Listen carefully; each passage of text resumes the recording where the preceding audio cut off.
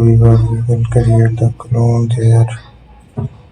We are going to find the shapes and paint over. This tutorial is about the Photoshop. In Photoshop, we will add different designs, explore the changes there.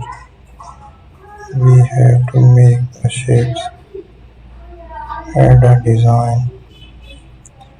Let's keep editing there. Use the paints. So we have to take it using an eraser tool. Let's change it. In the background, we can remove the background here using the eraser